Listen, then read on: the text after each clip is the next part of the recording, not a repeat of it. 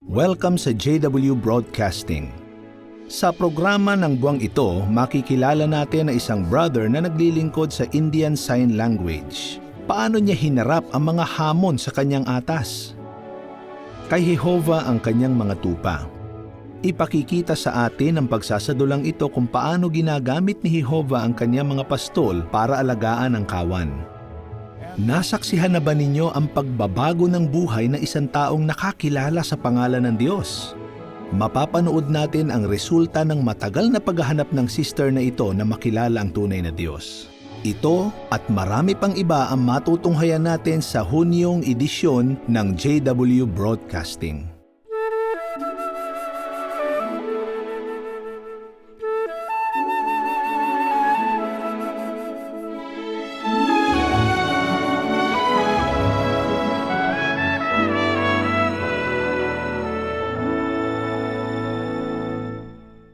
Mahalaga para sa bayan ni Jehovah na palaging pag-aralan ng kanyang nasusulat na salita. Iniutos ng batas sa Israel para sa hari na babasahin niya yon sa lahat ng araw ng kanyang buhay upang matuto siyang matakot kay Jehovah. Sa mga teritoryo ng Mayan sa Yucatan, Mexico, tinutulungan ng mga kapatid ang mga tao na basahin mismo ang salita ng Diyos. Nagbabago ang kanilang buhay kapag sila mismo ang bumabasa ng Biblia at handa silang matuto at matakot kay Jehovah.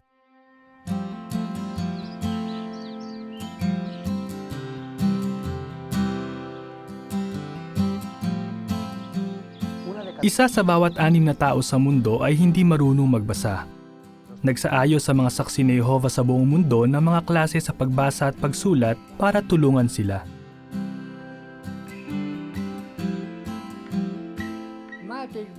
Ayokong magbasa.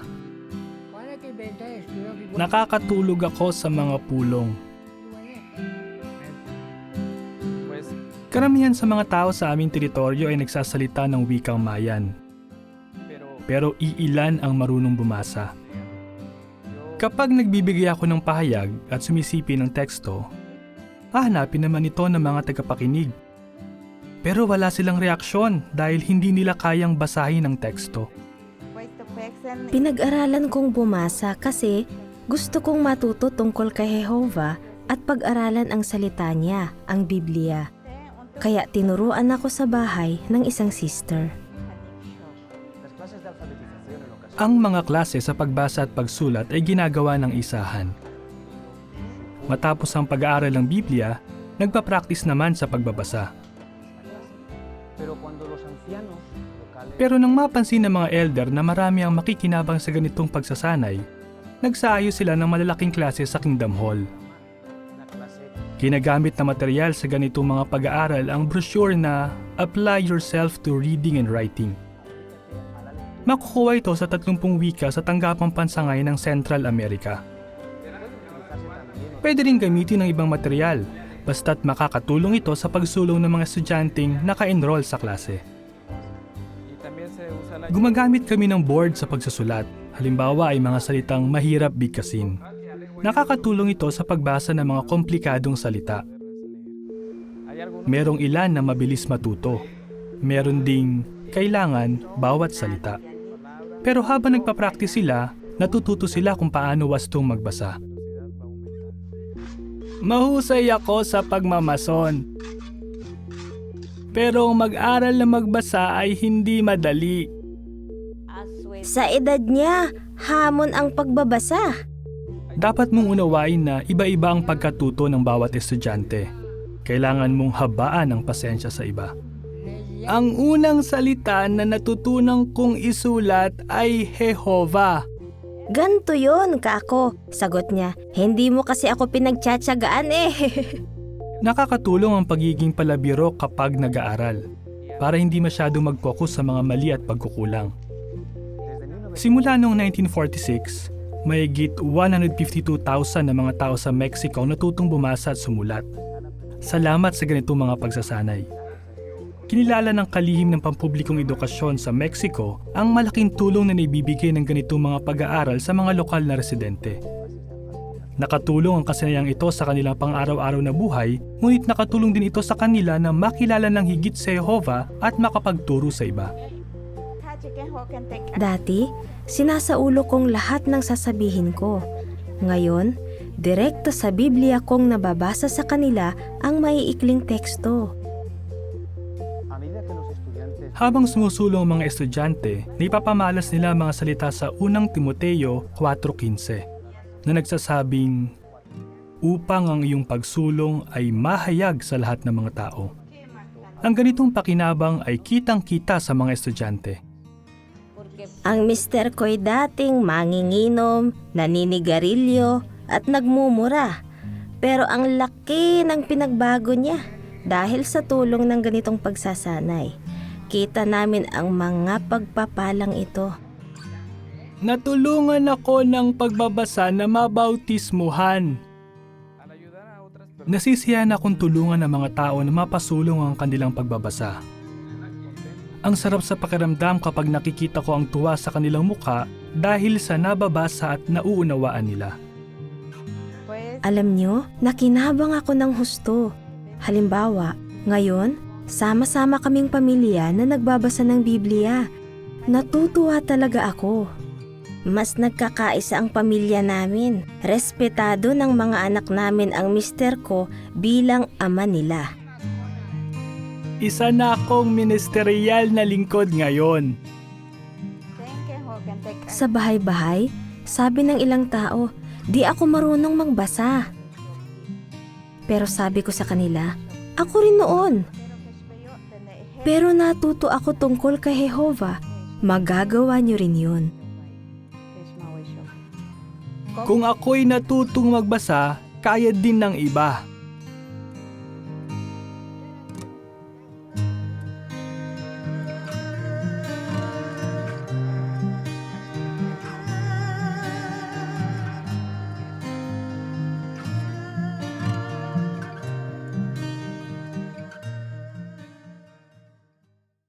Ang tema ngayong buwan ay isaalang-alang, mag-udyukan at magpatibayan sa isa't isa ng higit pa.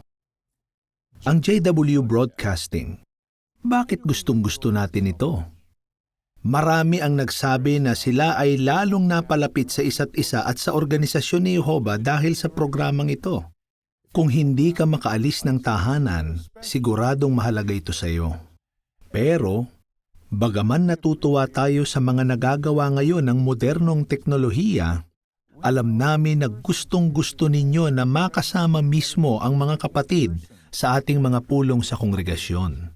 Ganito ang damdamin ng lahat ng mga saksi ni Jehovah sa buong daigdig. Sa Northern Finland halimbawa, ang mismong taga roon ay hirap na hirap sa panahon ng taglamig. May mga panahon na bumabagsak ang temperatura ng hanggang -50 degrees Celsius. Sa gayong mga kalagayan, napakahirap magmaneho, lalo na ang maglakad ng malayo. Gayunpaman, gustong-gusto nilang dumalo. Paano nila ginagawa yon? Sa isang maliit na nayon, may isang brother na nakatira malapit sa Kingdom Hall at mainit ang kanyang garahe. Kapag pulong, sinusundo niya ng kotse ang bawat pamilya sa kanilang kongregasyon. Pagkatapos, iginagarahe ang kotse at tumatakbo siya papuntang Kingdom Hall. Pagkatapos ng pulong, isa-isa niya silang inihahatid pa uwi.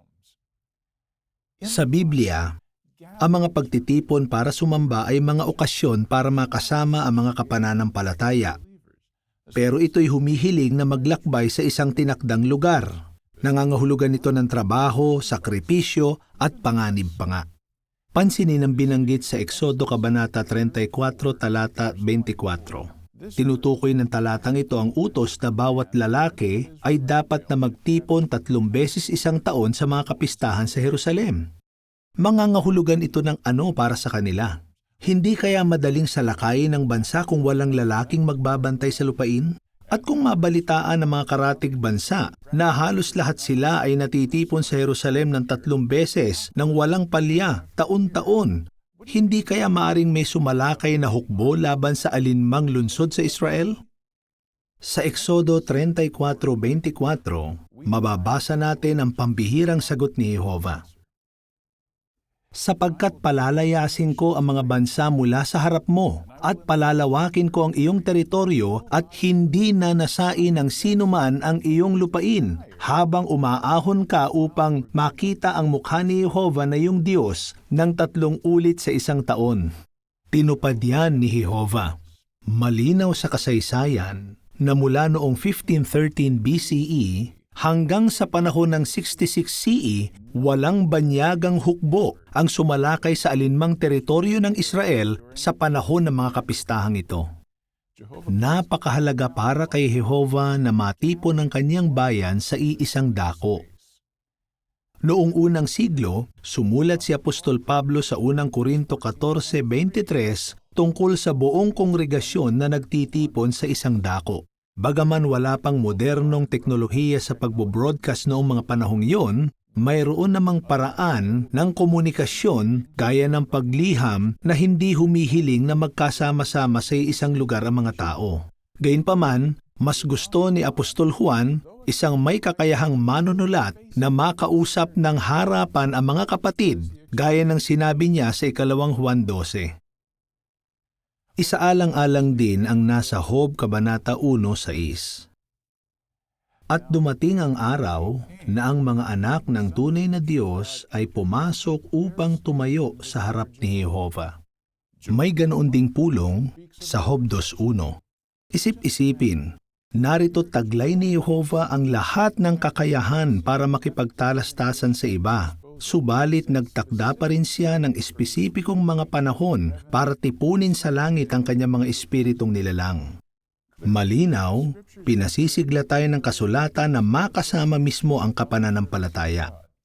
Ang pagdalo sa pamamagitan ng video streaming ay mahalaga at natutuwa tayo ron. Subalit iba pa rin ang magsama-sama. Bakit hindi?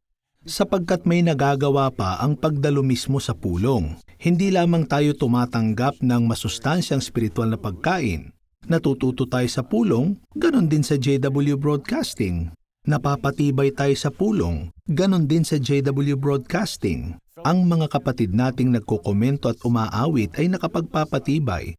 Subalit naririnig din natin yan sa JW Broadcasting.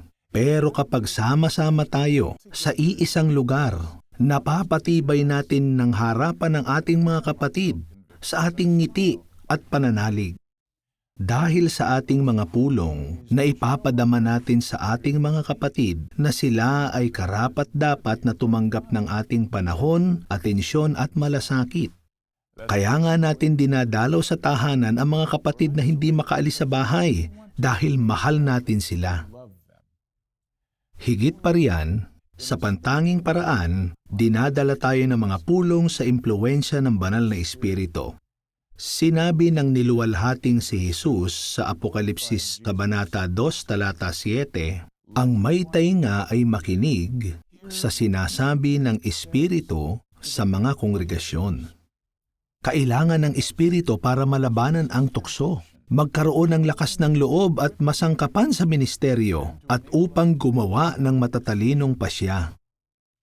Pero, may nakahihigit na dahilan kung bakit dapat daluhan ang mga pulong kaysa sa mabuting kasama, mapayapang kapaligiran, makasama ang mga kapatid, mapatibay sila o tumanggap ng banal na espiritu ni Jehovah. Ang susing dahilan kung bakit dapat magtipon ay nasa Awit 26:12. Ang paako ay tatayo nga sa patag na dako, sa gitna ng mga nagkakatipong karamihan ay pagpapalain ko si Jehovah. Oo, ang pangunahing dahilan para magsama-sama tayo ay para iukol kay Jehovah ang nararapat, papuri, kalwalhatian, o pagsamba. Ang ating pagdalo ay nagpapakitang nais nating maging malapit kay Jehovah at sa kanyang anak. Dahil sa kanyang pagmamahal, gusto ni Jehovah na maglingkod tayo at mabuhay. At dahil hindi siya namamatay, mananatili magpakailanman ang gayong ugnayan. Hindi ito mayaalok ng kanyang kaaway, kaya itinataguyod nito ang pagsasarili at mga katangiang nagbubukod-bukod sa mga tao kahit na sila'y sama-sama sa isang gawain. Sa kabaligtaran, tinitipon ng Diyos ang kanyang bayan sa kanyang sarili, sa kanyang anak at sa isa't isa upang tayo ay maging isa gaya ng dalangin ni Jesus sa Juan Kabanata 17, talata 21. At hindi lamang ang pagsasama-sama sa isang lugar ang nagbubuklod sa atin. Maraming tao ang nagkakasabay-sabay sa pamamalengke, dumadalo sa palaro o sa pampublikong transportasyon. Iba ang pagsasama-sama, iba ang pagkakaisa. Bakit namumukod tangi ang Kristiyanong kongregasyon? Pansinin kung papaano sinagot ng Hebreo 10:24-25 ang tanong na ito. Dito masusumpungan ang pamantayan ng Diyos para sa lahat ng ating pagtitipon. Isaalang-alang natin ang isa't isa upang mag-udyukan sa pag-ibig at sa maiinam na gawa, na hindi pinababayaan ang ating pagtitipon, kundi nagpapatibay ang loob sa isa't isa at lalong-lalo na samantalang inyong nakikita na papalapit na ang araw. Ngayon, ano ang ibig sabihin ng isaalang-alang ang isa't isa at nang mag-udyukan sa pag-ibig at mabubuting gawa? At paano tayo magpapatibay ang loob sa isa't isa? Ang pandiwang magsaalang-alang ay maaaring isalin na magmalasakit sa iba. Kaya kapag sinasaalang-alang ang iba, nagpapakita tayo ng interes na higit sa pagbati. At kapag nagbibigay pansin sa isa't isa, mas handa tayo na udyukan ang iba. Ibig sabihin, napapakilo silang gumawa ng hakbang. Paano natin ginagawa ito? Hindi sa pamamagitan ng pagkukumpara o paghihiya sa iba sapagkat hindi yun nakapagpapatibay. Pinasisigla natin ang puso ng isa't isa. Kapag abot kaya nating ginawa ito, pupunan ng banal na Espiritu ni Jehovah ang kulang at mapapatibay ang ating mga kapatid. Malinaw kung gayon na ang tunay na pagsamba ay humihiling ng aktibong pakikibahagi. Isang kapansin-pansing halimbawa ng pagpapalitan ng pampatibay loob ay kapag umaawit tayong kasama ng ating mga kapatid. Sa sinaunang Israel, mayroon silang mga koro na kagaya niyaong nasa Nehemias Kabanata 12 na ating tinalakay sa ating midweek meeting noong Pebrero. Marami sa mga panggrupong awitin ay sagutan. Ibig sabihin, ang ilang mga awit ay humihimok ng pagtugon. Halimbawa, ang awit 106 na nagsisimula at nagtatapos sa mga salitang Hallelujah ay nagpapatibay sa mga tao na tumugon ng Amen. Ang awit 136 ay dinisenyo naman para magsagutan ng iba't ibang koro. Ngayon, guni-gunihin ang mga koro na nagsasagutan sa ganito mga linya. Magpasalamat kayo kay Jehovah sapagkat siya ay mabuti, sapagkat ang kanyang maibiging kabaitan ay hanggang sa panahong walang takda. Magpasalamat kayo sa Diyos ng mga Diyos, sapagkat ang kanyang maibiging kabaitan ay hanggang sa panahong walang takda. At tuloy-tuloy yan hanggang talata 26. Hanggang ngayon, ipinapahayag natin ang pagpapahalaga sa kabutihan ni Jehovah sa pamamagitan ng pag-awit. Anong kagalakan ang kumanta kasama ng iba na nagpapahayag ng pag-ibig kay Jehovah sa kanilang awit? At ngayon sa ating mga Kingdom Hall, karamihan sa ating mga awit ay sinasaliwan na ng orkestra. Lalo tayong gaganahan sa ating pag-awit. At tungkol naman sa midweek meeting, nagustuhan niyo ba ang bagong format? Higit na panahon sa programa ang ginugugol sa paghuhukay sa Biblia. Ang mga bahaging naghahanda sa atin sa ministeryo ay nakatutok sa makatotohanang mga sitwasyon sa larangan. At kasiyasiya ang pagkakasunod-sunod ng mga bahagi. Oo, kamanghamanghang pagpapala ang JW Broadcasting. Nagagamit ito para kausapin at patibayin ang ating mga kapatid ng sabay-sabay. Gayunpaman, wala pa ring tatalo sa karanasan ng pagsamba kay Jehovah kasama ng ating mga kapatid sa ating mga pulong sa kongregasyon. Pagmulat ng ating mata, pagkatapos ng pansarang panalangin sa ating pulong, napaliligiran tayo ng iba na umiibig kay Jehovah at sumusuporta sa kanyang paghahari. Dinitalye ang mga pakinabang na ito sa bantayan ng Abril 2016, bakit dapat tayong magtipon para sa pagsamba. Pag-aaralan natin ngayong buwan ang artikulong iyan. Pagkatapos, sa Oktubre, magkakaroon tayo ng kampanya para ipag-anyaya ang ating mga pulong. Kung hindi ka pa regular na dumadalo sa mga pulong ng mga saksi ni Jehovah o nasa malayo ka, gamitin ang jw.org para maghanap ng madadaluhang pulong. I-click ang tungkol sa amin, pulong, humanap ng lokasyong malapit sa inyo, o mag-scroll sa pinakaibaba ng webpage at i-click ang dumalo sa aming mga pulong. Sa aming mga pulong, makikita ninyo kung paano isinasaalang-alang, naguudyukan, at nagpapatibay ang loob sa isa't isa lalong-lalo na habang papalapit ang araw. Tinalakay natin na mahahalagang pakinabang kapag nagsasama-sama tayo sa ating mga pulong. Ang napapansin ng marami sa kanilang unang pagdalo sa pulong ay ang paggamit ng personal na pangalan ng Diyos, Jehovah. Sa talambuhay na ito, sasabihin ni Soten Yuen ang epekto sa kanya ng pagkakilala sa pangalan ng Diyos matapos makaligtas sa lansakang pagpatay sa Cambodia. Sa gitna ng lansakang pagpatay sa Cambodia, nanalangin ako sa Diyos. Pero di ko alam ang pangalan niya.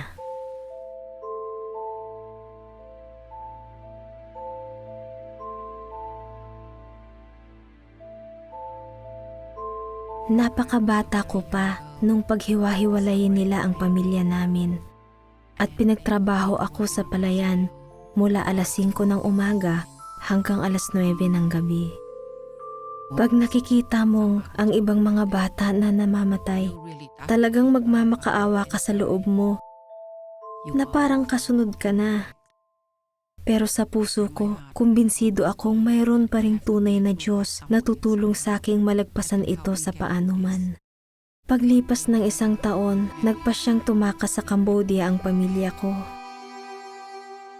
Lumakad kami nang nasa 6 o 7 buwan papuntang Thailand. Sa 20 mga kapatid ko, 4 lang kaming nakaligtas. May tiyahin akong bulag na laging nakatangan sa balikat ko. Isang araw, nahuli kami. Nung nagsimula na silang mamaril, tinulak kong mapadapa ang tiyahin ko't nagkunwari kaming patay. Pagbangon ko, di ko alam kung nasan ang magulang ko. Ilang buwan din kami sa gubat. Habang sinisikap kong mabuhay, kahit ano kinakain, tinutulungan ko ring mabuhay ang tiyahin ko. Nung minsan, naligaw ako sa paghahanap ng pagkain. Di ko na alam ang daan pabalik. Pumalahaw ako ng iyak sa ilalim ng puno. Tumingala sa langit at nanalangin sa tunay na Diyos. Pinalaki akong sa mga imahen ng Buddha na nanalangin. Pero nang gabing yun, nung manalangin ako, tahasan kong sinabi na hindi kay Buddha ang panalangin yun, kundi sa tunay na Diyos. Sabi ko, tunay na Diyos, kung talagang narito ka, pakisuyo pong tulungan ako. Takot na takot po ako, gutom na gutom at ginaw na ginaw.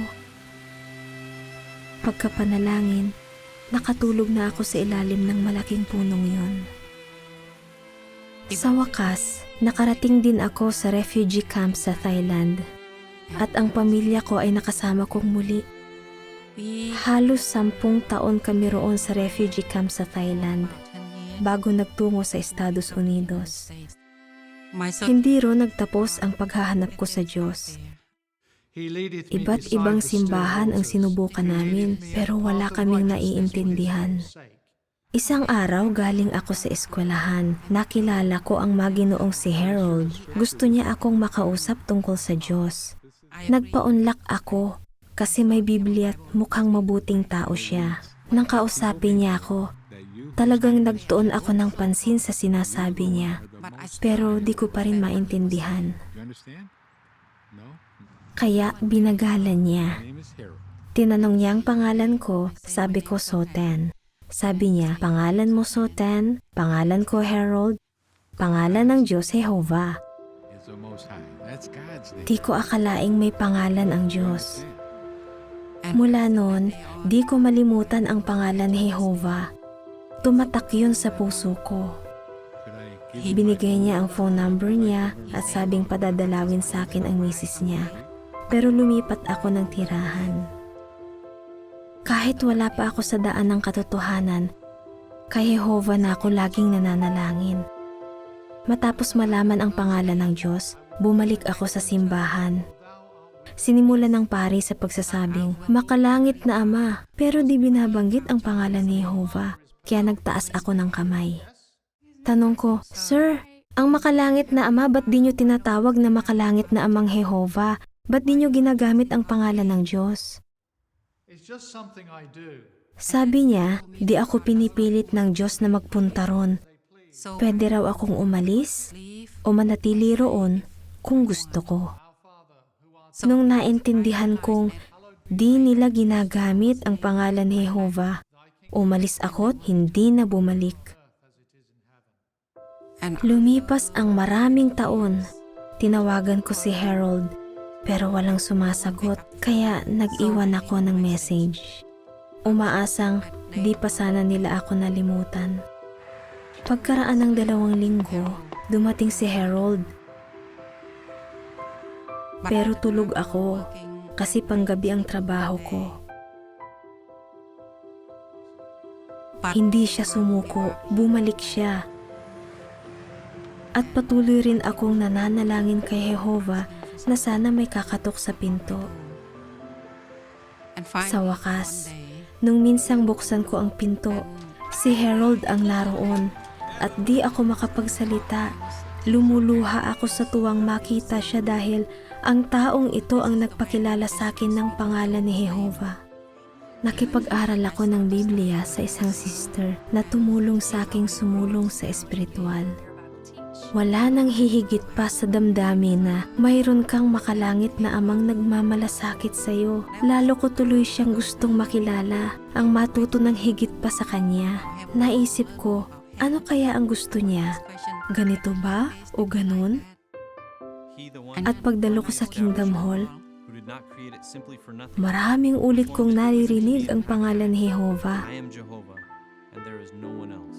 Pakiramdam ko, ito na yun, dito ako. Nabautismuhan ako noong 2013. Yung tiyahin kong bulag na natulungan kong makaligtas sa gubat, buhay siya hanggang ngayon. At yung pagkakataon kong makausap siya tungkol kay Jehovah ay isang pagpapala. Wala na akong masabi sa ganda at laki ng pribilehiyong ito na tinanggap ko mula kay Jehovah. Yun ang makilala siya at malaman kong may tunay na Diyos at na may pangalan siya at ang pangalan niya ay Jehovah.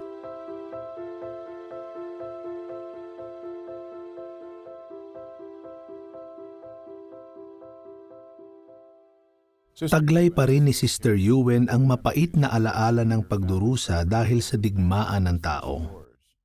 Subalit may pag-asa na siya ngayon sa hinaharap at mabuting kaugnayan sa kanyang ama, si Jehovah, bagay na taglay nating lahat. Kagalakan pa niya ngayon na sambahin ang tunay na Diyos kasama ang kanyang asawa at anak na babae. Kapag nasa pulong, tumutulong tayo na magkaisa ang kongregasyon bilang bahagi ng isang kawan na sumusunod sa isang pastol.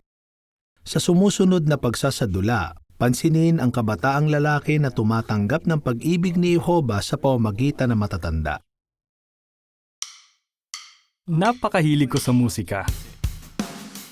15 anyos ako na magkaroon ng gitara. At simula noon ay gamit ko na ito para i-express ang aking sarili. Nang tanungin ako, "Dave, gusto mo bang sumali sa banda?" Hindi na ako nagdalawang isip. Ang paggawa ng musika, iyan ang talagang mahalaga sa akin. Inisip ko, ito ang talagang magpapasaya sa akin. Kaya sinunod ko ang gusto ko.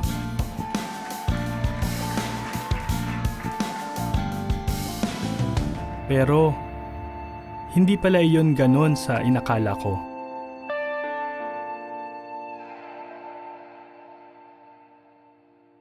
Nagtatrabaho ako sa araw para may panggastos. Akala ko ay magiging mas maganda ang buhay ko.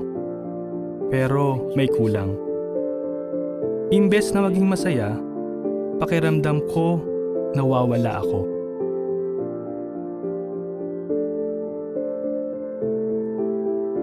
Gulong-gulo ako.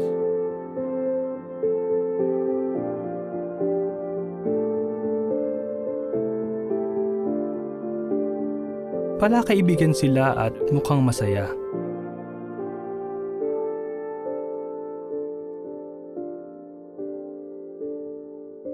Binigyan niya ako ng tract at nagsabi, maraming tao ang naghahanap ng tunay na kaligayahan. Marahil ay isa ka doon. Makakatulong ito.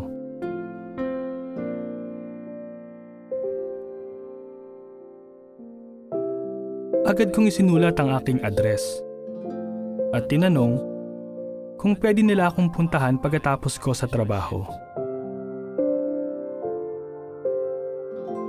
Talagang naghahanap ako. Ayun pala, nasa harap ko na ang mga sagot noon pa.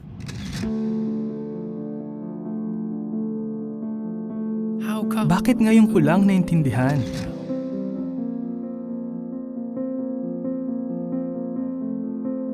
Ang totoo, nabautismohan ako, pero hindi ko binigyang pansin ang katotohanan.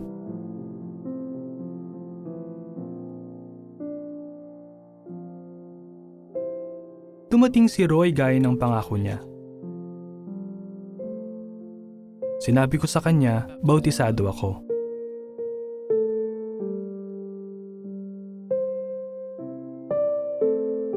Talagang nakinig siya sa akin.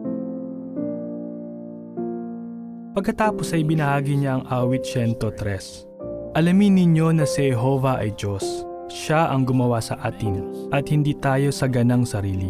Tayo ang kanyang bayan at mga tupa ng kanyang pastulan. Sa Biblia, inalin tulad si Jehovah sa isang pastol.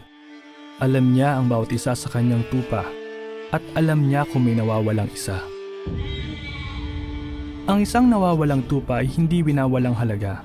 Sa kanya pa rin ito. Ginagawa ni Jehovah ang lahat para hanapin ito. Hanggang makita ito.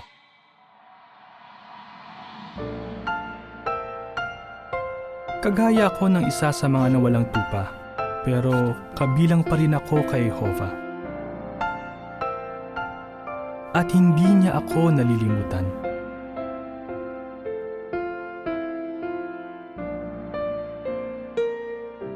Nangako si Roy na babalik at inimbitahan niya akong dumalo sa pulong sa linggo.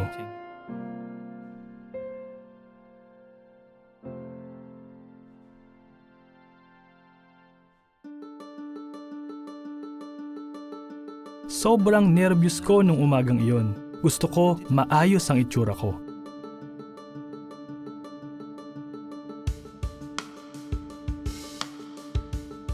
Naghintay sina Roy at Matthew sa akin.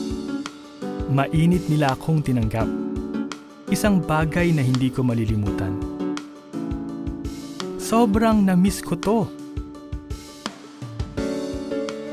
Ito nga ang kongregasyon ni Jehovah. Dito ako kabilang.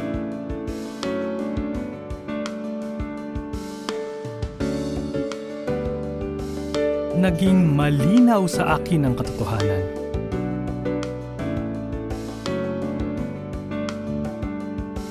Talagang natuwa ako sa pakikipagsamahan sa mga kapatid. Pinaka nagpasaya sa akin ang pagtulong sa iba na hanapin ang ating maibiging Ama, si Jehovah. Sa tulong ni Jehovah, hindi na ako muling mawawala.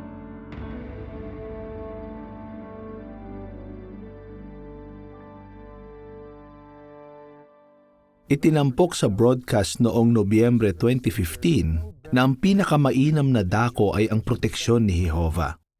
Pinatitibay yaong mga napalayo kay Jehovah noon at ngayon na magbalik agad sa Kanya.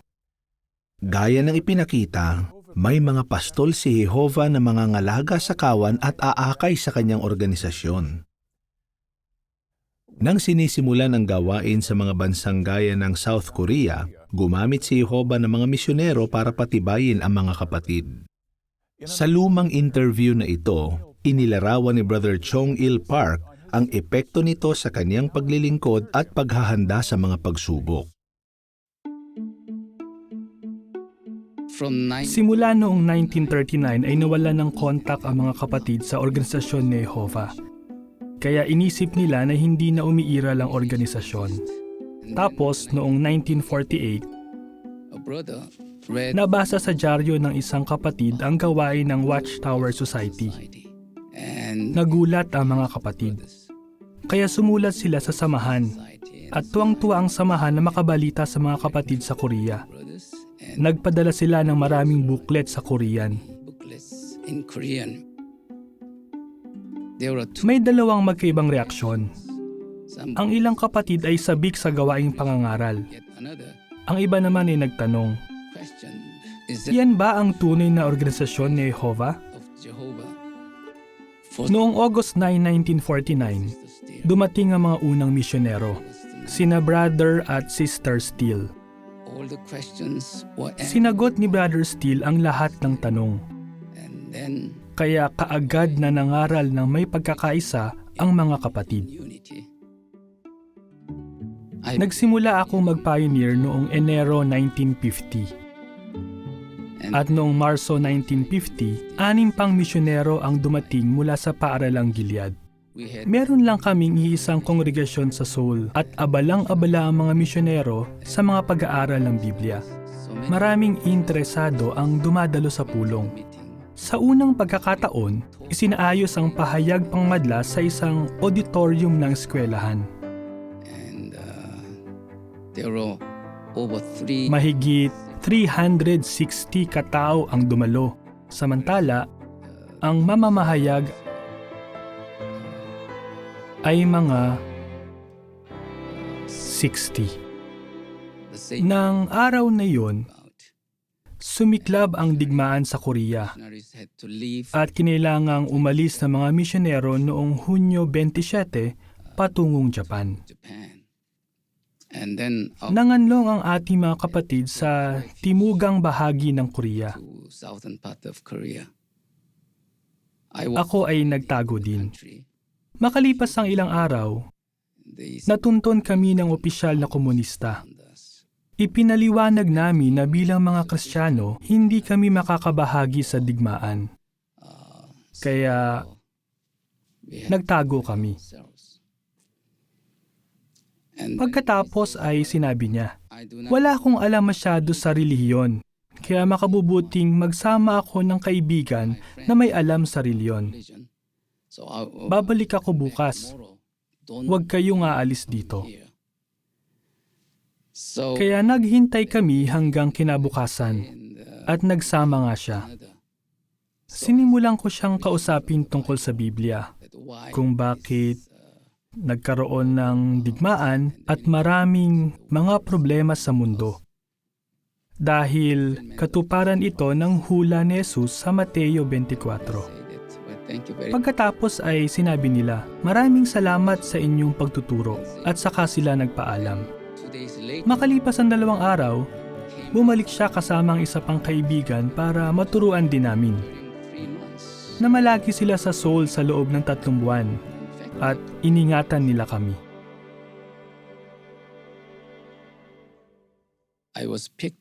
Napili ako ng sundalong militar ng Timog Korea na sumuporta sa kanila at maglingkod sa pagdadala ng mga armas ng mga sundalo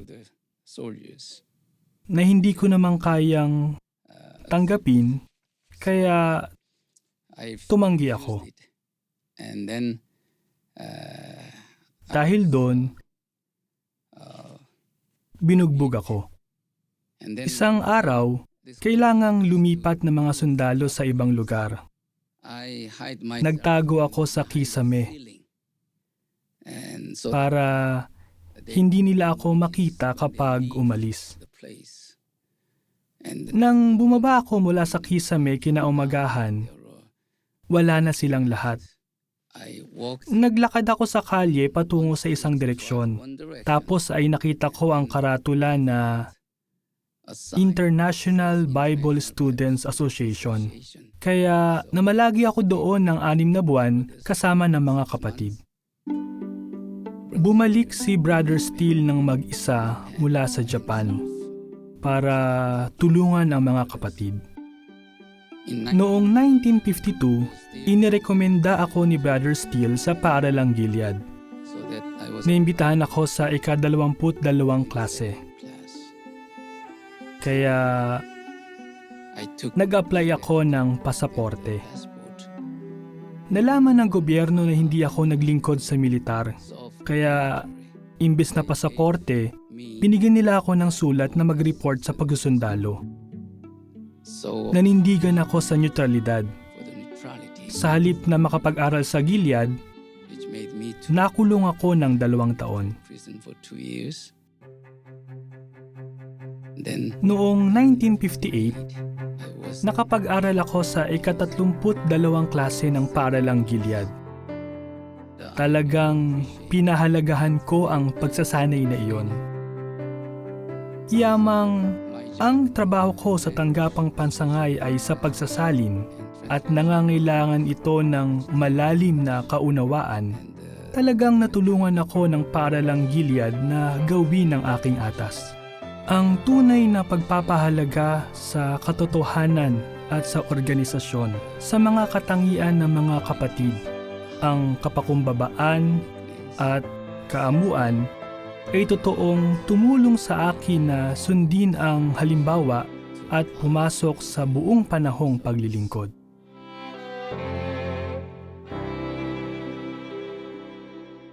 Napansin ba ninyo ang lalong napahalagahan ni Brother Park kahit matapos ang pag-uusig at pagkabilanggo?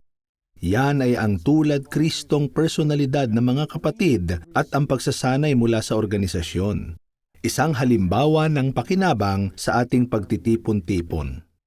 Kung nais pa ninyong matularan ang kanyang pananampalataya, ang kanyang talambuhay ay nasa pahina 12 ng Disyembre 2008 ng Gumising. Kagaya ng mga nauna sa kanila, hinaharap ng mga nakababatang mga kapatid ang mga hamon na nagdudulot ng spiritual na pakinabang. Dumako naman tayo sa India at makinig kay Brother Francis Rodriguez. Ginagamit niya ang pagsasanay sa School for Kingdom Evangelizers sa larangan ng Indian Sign Language. Noong bata pa ako, may 2 special pioneer sa aming kalapit na kongregasyon at nakita ko kung gaano sila kasaya sa paglilingkod kay Jehovah. Magtatrabaho sana ako sa ibang bansa, pero pinili ko na paglingkuran sa Jehovah ng buong panahon. Inilalaan ni Jehovah ang lahat ng aking kailangan sa pantanging buong panahong paglilingkod. Nagsisikap ako na makatulong at magpagamit kung saan niya ako kailangan.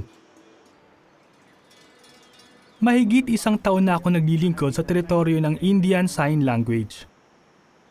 Nakapunta ako sa mahigit 20 hindi pa nagagawang teritoryo. Nag-uumpisa kami ng 7:00 ng umaga sa paghanap ng mga bingi. Karamihan sa mga tao sa nayon ay magsasaka at umuwi sila para magpahinga sandali.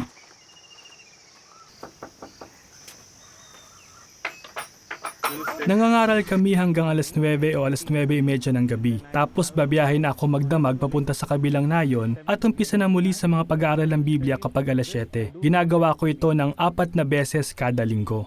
Minsan namibigay kami ng imbitasyon sa memorial sa isang eskwelahan para sa mga bingi. May mga estudyante na tumakbo sa amin at sumisenyas ng "Mahal, Jehovah." Napaisip kami kung paano nila kami nakilala gayong hindi pa namin sila nakausap. Tapos ay nakita namin ng isang bata na dumalo sa pulong minsan. Naikwento niya pala ito sa mga kaibigan niya. Kaya sinasabi nila, "Pakisuyo, puntahan niyo po kami at turuan pa tungkol kay Jehovah." Nakakatagpo din kami ng mga bingi na hindi nakapag-aral. Minsan pinapaupo namin sila katabi ng magulang nila para tignan kung paano sila mag-usap. At kami ang nakikibagay sa kanilang wikang pasenyas. Sa isa pang lugar na 10 oras ang layo dito, meron lang 2 o 3 interesado na bingi, pero dumami sila ng maglaon. Sisimulan namin ang unang pag-aaral ng Biblia sa alas 7 ng umaga at pagkatapos ay sunod-sunod na ito. Minsan ay napakadami nila kaya ginugrupo namin sila ng tigsa 10 o 12 sa bawat pag-aaral. Kailangan tapusin namin ang pag-aaral kapag alas 8:30 na ng gabi dahil magbabiyahe pa ako pa uwi ng 10 oras sa tren. Nagplano kaming dumalaw sa tanggapang Pansangay. Pagkatapos ng tour sa Bethel, 2 babaeng bingi ang umiyak. Sabi nila, dahil sa pag-ibig ng mga kapatid, ngayon ay damang-dama namin na sa Jehovah ang tanging tunay na Diyos. Simula noon, gumawa sila ng maraming pagbabago sa buhay nila at isa sa kanila isa ng di-bautisadong mamamahayag ngayon. Kapag nakikita ko ang mga taong bingi na gumagawa ng mga pagbabago sa kanilang buhay, na sila ay masaya at may malapit na kaugnayan kay Jehovah, lalo akong sumasaya. Maraming kaakibat na hamon sa aking atas. Minsan ay kailangan kong magbiyahe ng 10 oras papunta sa Nayon at sobrang nakakapagod yon. Minsan ay sobrang punong-puno ang tren. Madalas ay darating ito ng mga 3 oras na huli o kaya hindi na talaga bumabiyahe, kaya umuuwi na lang ako. Meron at merong mga hamon pero nawawala rin. Sinisikap ko na hindi magpatalo doon. Nananalangin ako kay Jehovah hindi upang alisin ang mga hamon, kundi bigyan ako ng lakas na mapagtagumpayan ito. Alam ko na ang mga hamon ay walang-wala kumpara sa pagpapalang tatamasahin ko. Kapag doon ako nagpo-focus, talagang nasisiyahan ako sa aking atas. Hinahanap ni Brother Rodriguez ang mga taong nakahilig sa buhay na walang hanggan saan man sila naroroon anuman ang hadlang. At baka napansin ninyo na naging kagalakan niya na akayin sila sa kongregasyon at maging bahagi ng kapatiran. Ganyan din ang buong sikap na ginagawa ng ating mga kapatid na mamamahayag at pioneer sa buong daigdig. Bakit hindi suriin ang iyong ministeryo para lalong tulungan ang mga tao na magkaroon ng kaugnayan kay Jehovah? Gaya ng nakita natin sa programang ito, iba't iba ang anyo ng mga halimbawa ng pananampalataya. Sa programa noong Abril 2016, sinimulan ang seryeng Mga Paniniwala sa Pinagmulan ng Buhay. Mapapanood natin ngayon ang 2 pang halimbawa ng mga siyentista na nagkaroon ng matibay na pananampalataya sa kanilang mailalang.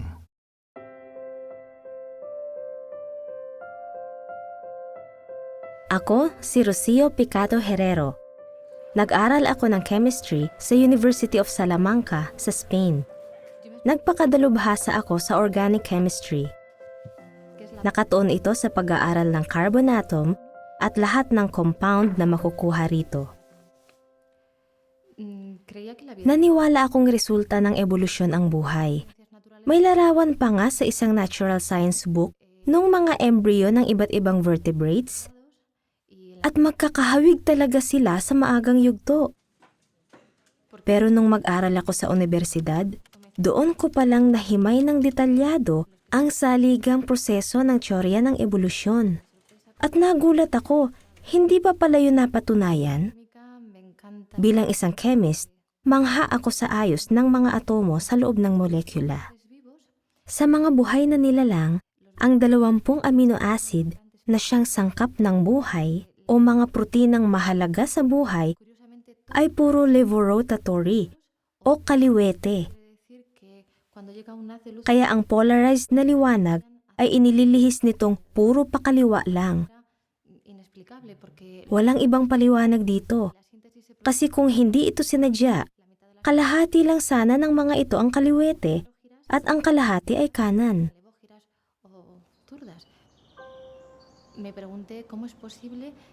Naisip ko tuloy, paanong makagagawa ang ebolusyon ng mga kaliweting sangkap na siya mismong kailangan ng buhay? Kaya naipasya ko na mayroong puwersa, isang disenyador, isang may likha ng buhay at mga elemento at amino acid na mahalaga sa buhay. Pinalaki man akong relihiyosa, hindi malinaw sa akin kung sino ang Diyos. Akala ko noon, basta kataas-taasan na sa Kanya tayong lahat mananagot. Ang Biblia ay hindi aklat ng siyensya. Hindi ito isinulat para ilarawan ang ating universo o mga batas na kumokontrol dito. Pero kapag bumabanggit o tumatalakay ito ng anumang makasiyentipiko, tumpak ang Biblia. At ang pinakamalaking naitulong nito sa akin ay ang magkaroon ng personal na kaugnayan sa may likha ng universo. Unibersong nagpapahanga sa akin bilang siyentista.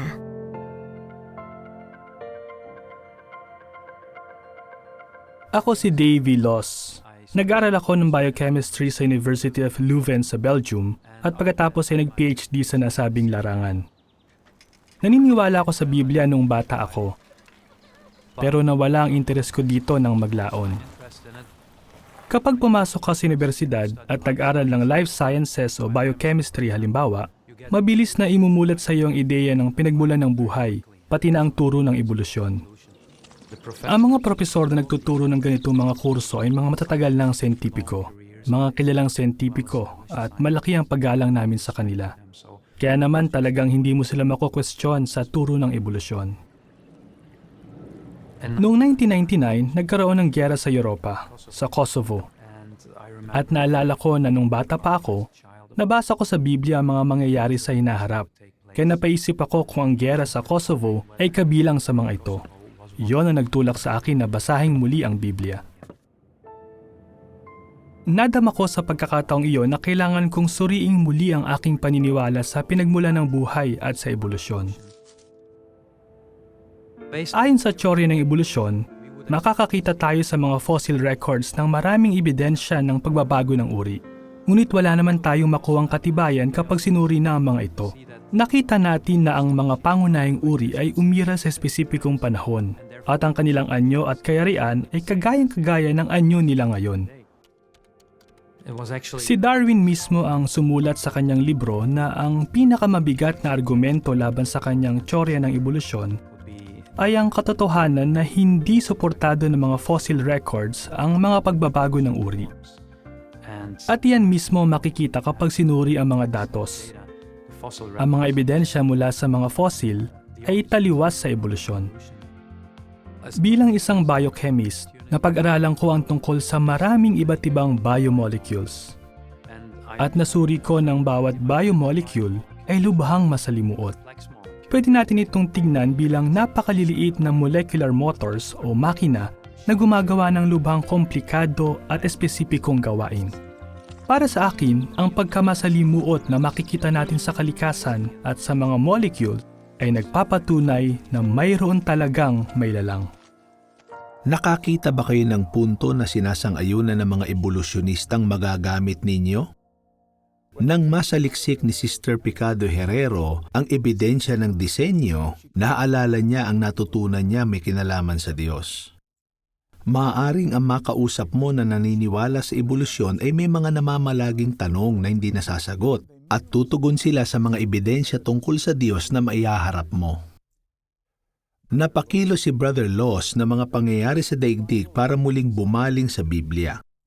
Lahat na maaari nating makilala kahit naniniwala sa ebolusyon ay apektado ng mga nagaganap sa daigdig at maaring makinig.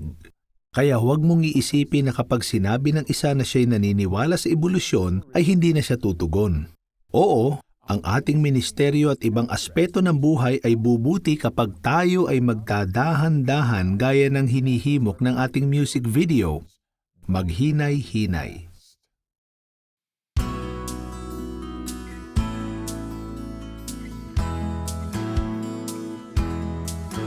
Lakad lang, huwag tumakbo.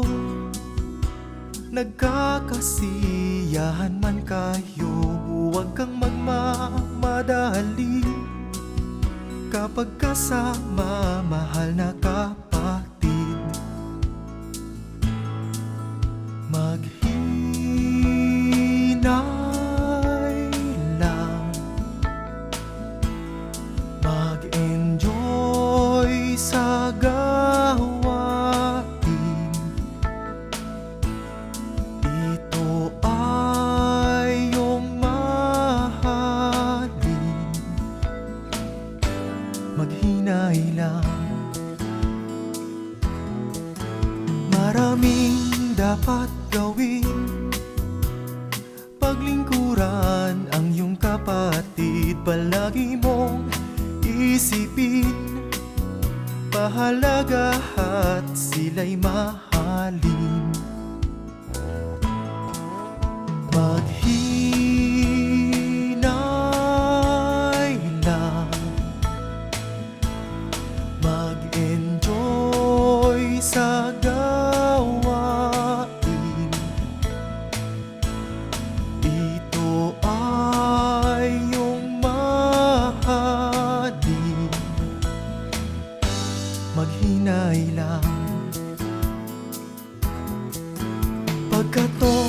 mo sa pinto, mayroon bang tao?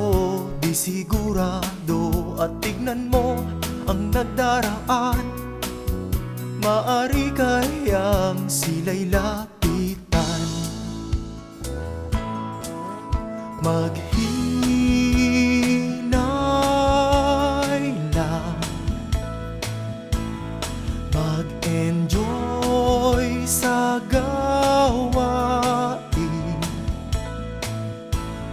Ito ay iyong mahalin. Maghinay lang. Oh, maghinay lang.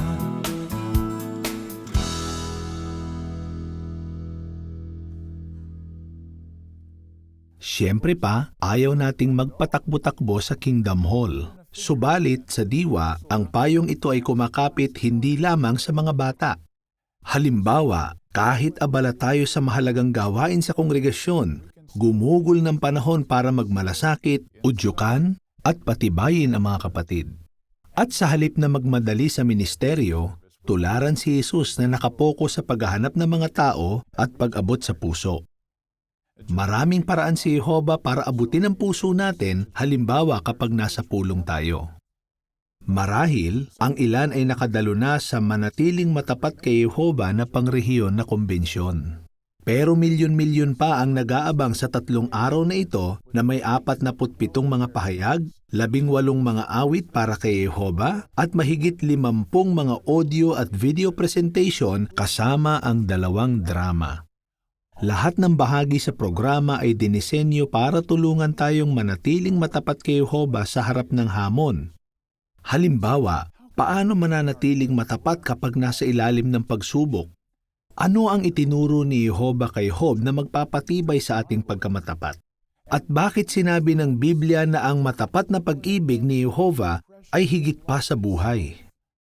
Para sa higit pang impormasyon, repasuhin ang buong programa ng kumbensyon na mada-download mula sa jw.org.